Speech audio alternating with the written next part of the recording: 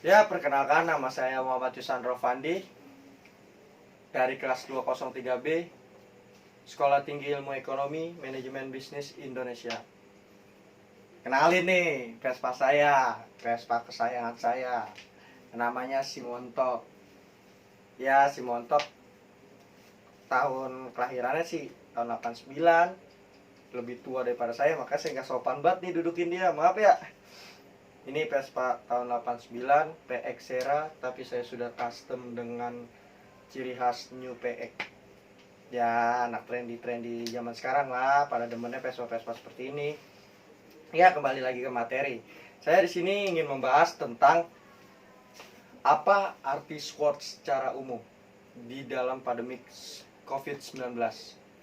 Yang pertama-tama saya bahas yaitu SWOT. Berarti S. S itu adalah strike atau kekuatan. Kekuatan secara analisis terhadap unsur kekuatan yang dimiliki oleh pedagang di tengah pandemi COVID-19. Misalnya saja, menganalisis tentang kelebihan apa saja yang dimiliki seperti dari strategi teknologi, kualitas hasil produksi, lokasi strategis, atau unsur kekuatan lainnya yang lebih menentukan pada keunggulan. Tapi di sini kita bahas dampak dari COVID-19. Ya, contohnya yang tidak diharapkan sama sekali terjadi, terlebih pedagang para taksi, ojek online. Oke, tapi di sini gimana ya situasinya? Ya, saya bilang sih sedih. Kita berduka, kita merasa Indonesia terancam krisis ekonomi, para pedagang kehilangan pembeli, ojek online kehilangan mata pencariannya seperti customer yang suka dia antar kemana lokasi yang dia tuju, ya kan? Taksi online, taksi, masih banyak lagi lah yang kena dampak dari COVID-19 ini. Ya, semoga aja COVID-19 ini cepat berlalu dan kita bisa menikmati bulan Ramadan dengan lebih beribadah lagi lah kepada Tuhan. Ya, contoh dari kekuatan yaitu situasi yang diharapkan sama sekali tidak terjadi, terlebih penanganan pandemi COVID-19 oleh pemerintah yang belum memiliki kejelasan arahnya, yang membuat kekuatan di dalam satu negara itu menurun drastis. Ya, yang tadi saya jelasin, kesian para yang kena dampaknya. Tapi mau gimana lagi, kita pasrah dan kita lawan penyakit itu. Oke, yang kedua, weakness atau kelemahan. Setelah melihat unsur kekuatan yang tadi, sangat penting untuk mengetahui apa kelemahan yang dimiliki pedagang. Untuk mengetahui kelemahan pedagang kaki lima yang terancam bangkrut karena musibah COVID-19 di Indonesia, bisa dengan kekuatan atau melakukan perbandingan dengan persaingan seperti apa yang memiliki pedagang-pedagang lain. Contohnya dia yang biasanya mangkal di depan SD, kini udah nggak bisa, ya kan, karena SD-nya sudah diliburkan. Yang makan di tempat sudah nggak bisa. Ya, gimana ya, saya kasih contohnya deh.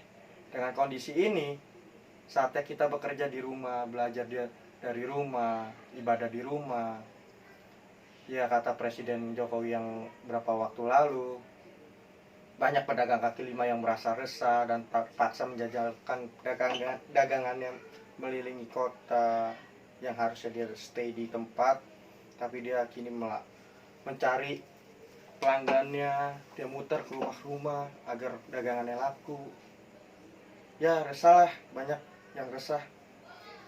Mereka khawatir jika sekolah diliburkan tuh, dia sangat khawatir pedagang tidak laku dan perdebatan mereka akan menurun, pendapatan dia turun.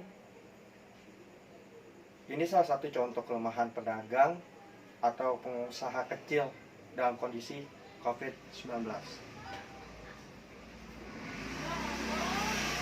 Yang ketiga, opportunity atau peluang.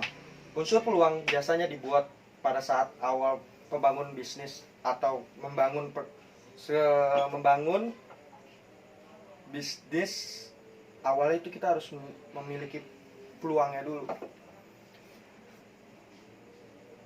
Ini karena bisnis dibentuk berdasarkan peluang atau kesempatan untuk menghasilkan keuntungan. Unsur peluang termasuk daftar apa saja yang memungkinkan bisnis mampu bertahan dan diterima oleh masyarakat baik dalam jangka pendek maupun jangka panjang. Tapi kondisi saat ini sedang dilanda musibah COVID-19, kita harus menciptakan peluang baru dan ide baru agar usaha kita tetap berjalan. Contohnya, kita membuat peluang baru seperti mendaftarkan barang dagangan kita di aplikasi agar pelanggan atau pembeli tidak bersentuhan atau berbicara langsung dengan kita. Dia cukup menggunakan handphone, lihat contoh di aplikasi online lain, dia beli dan dikirimnya oleh kurir. Ya saya rasa sih peluangnya dengan cara seperti itu. Jajanan-jajanan dia ditaruh di aplikasi, gambar-gambar galerinya dimasukkan ke aplikasi, dan insya Allah yang belinya itu diantarkan barang beliannya ke rumahnya. Dia jadi tidak bertatapan langsung. Emang gara-gara COVID-19 semuanya jadi kena dampaknya. Sangat ribet kan? Wah, ribet sekali ini mah. Oke, yang keempat, threat atau ancaman. Analisis terhadap unsur ancaman sangat penting karena menentukan apakah bisnis dapat bertahan atau tidak di masa depan. Beberapa hal yang termasuk unsur ancaman, misalnya banyak persaing, ketersediaan sumber daya, jangka waktu, minat konsumen, dan lain sebagainya. Contoh, membuat daftar ancaman perusahaan bisnis atau bisa untuk jangka pendek maupun jangka panjang, serta bisa sewaktu-waktu bertambah atau berkurang. Wah, itu ancaman sangat parah dah. Ya kita gimana ya? Ya kita nggak bisa, ya karena kita bisanya tawakal aja, ikhlas, dan kita harus bisa mempunyai semangat, ambisi untuk menuju kesuksesan, karena sukses itu kita yang cari sendiri, dan berdoa. Oke, itu arti dari SWOT yang saya jelaskan. Kalau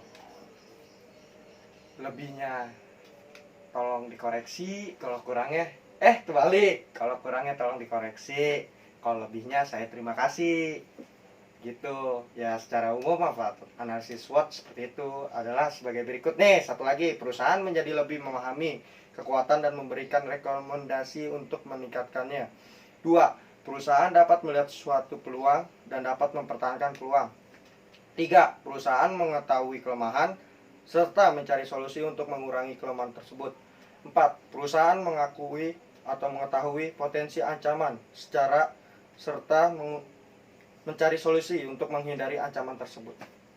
Itu sih yang pentingnya dari SWOT. Sekian dari saya, Muhammad Husain Rofandi. Terima kasih. Mohon di subscribe. Apa tuh biar terkenal lah YouTube saya. Nih awal mula saya ngupload YouTube nih. Terima kasih.